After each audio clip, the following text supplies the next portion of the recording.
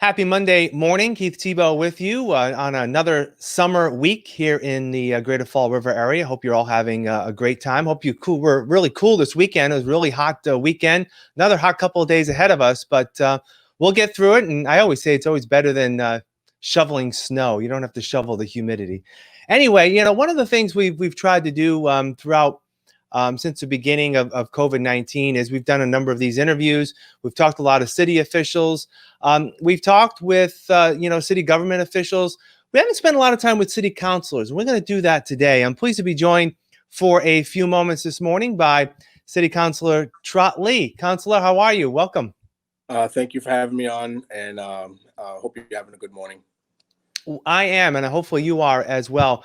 One of the things I wanted to talk to you about, as well as two of the other freshman counselors, is it's been 6 months since you've taken the oath of office and have served as city councilors. We'll talk about the COVID-19 distractions and elements a little bit later. But let me just ask you, Trott, how has it been as a city councilor? Is it what you expected? What are some of the things maybe you haven't expected thus far? The most obvious thing is the COVID-19 situation that really was a curveball to our scheduling, to our budget, and just to how we handle ourselves at the council meetings and things like that. Zoom meetings became more prominent. I'm trying to take away the glare from my. Yeah, you're good. That's good. That's good. Thank you. But I don't have any. There was nothing that was overly unexpected as far as the actual job itself. I kind of had an idea of some of the things you wanted to try to do and some of the things you wanted to try to pass legislation wise. And you also want to listen and learn from people who have been doing this a lot longer than you. So whenever I have questions to council president, to council vice president, to some of the older and more experienced councilors, everyone's been really good at, having a conversation, even in the council meetings, just being able to have a pretty good dialogue with everyone. One of the things that I anticipated that is probably more than I anticipated would be the constituent piece, where you're fielding phone calls and you're fielding just requests, or you're asked to be at meetings and things like that that people are having around the city. Again, with COVID-19 involved, it's been harder to get to those meetings, or a lot of those meetings get canceled and things like that. But I do appreciate that part. I think I'm if I could say that I have a favorite part of this, I think that has been the best part is the community outreach piece that I really wanted to make a prominent piece in my city council service. I wanted to be in the community and continuing what I've done as a civilian in community outreach. I haven't obviously had a chance to do it as much as I'd like to, but I do get there when I can. So let me ask you just about the bureaucracy of it all. You've followed city council meetings, obviously, for a number of years. You've been active as a citizen. When you're in that role now, in terms of, filing resolutions and the like, is there any extra, I guess, hoops to go through to get things done? Is it something you wish could go a little faster at times and a little slower at other times in terms of just the workings of a council and the council meetings? I think, to answer your question specifically, I haven't had a really hard time with any of that specifically, but I will say when we're voting on certain things, like appropriations, or if we're voting on, like, for example, the water and sewer rates, you look at a budget that has, over $23 million on the budget, and you say to that person, I don't want to raise water and sewer fees on these people. How can you make this 24 or 23.7 million dollar budget work? And so that way we wouldn't have to do something like that. And then the response is usually that most 90% of that is fixed cost, so it's not really that number, and we can't really work around that. And then you also had a situation where a lot of people were under the impression that the city council and the mayor were seeking to defund the police because we had to vote on unused money from the police department and try to fix a bill from another department. And we obviously, none of us had any intentions on defunding the police, but because the process is the way it is, that money unfortunately could not go back to the police as extra money. It would have Mhm. just gone into it would have been certified by the Department of Revenue, and it would have turned into some, general fund free cash money that they probably would have then just used it for the purpose they want to use it for in the first place, but to handle that other department thing.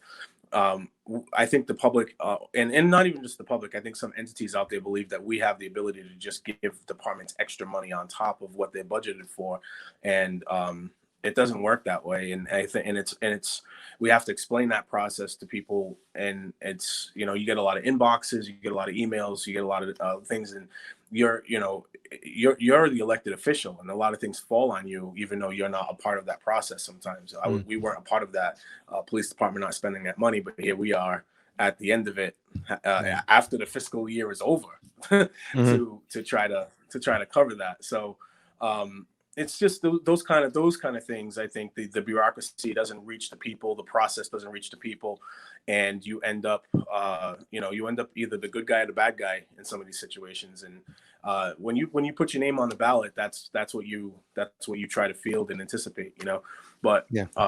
there's not a single counselor on that council that would want to to actually defund Right. any of these departments. We want them to all work, but I keep on telling everybody, you watch a council meeting, I keep on telling everybody, we have a poor population.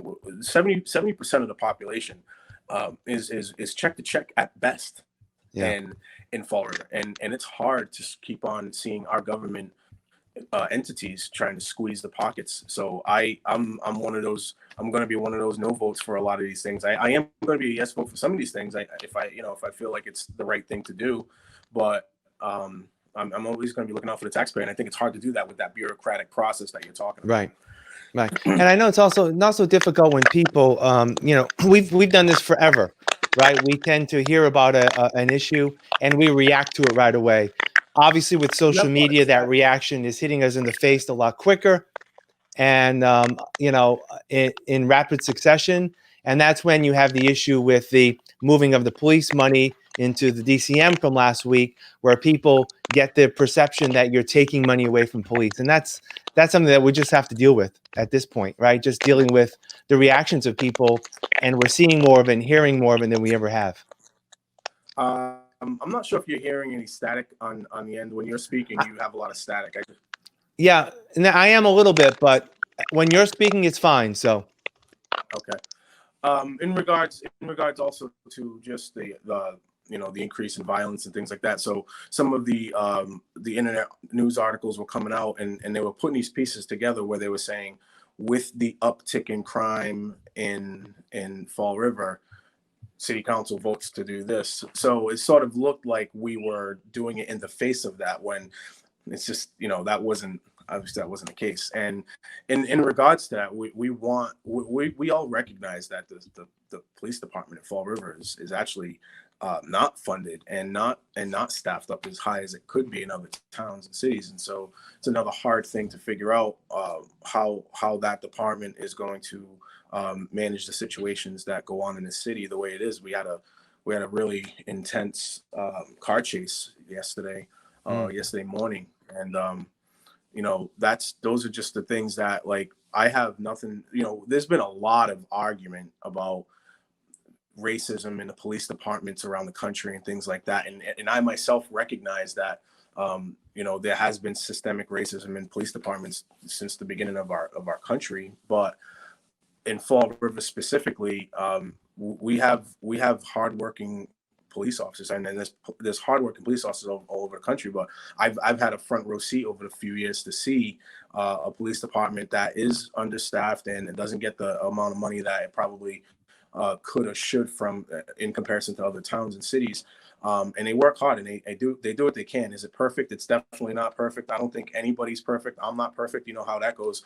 But I do respect and appreciate the work that the police department does, and I could say that about the fire department as well, and you know, all these other entities that you got a lot of hardworking people. I just worry about the taxpayer the most, because all these hardworking people that work in the city are paid by the people who pay property taxes and commercial property taxes, and it's a hard battle to fight to find that medium.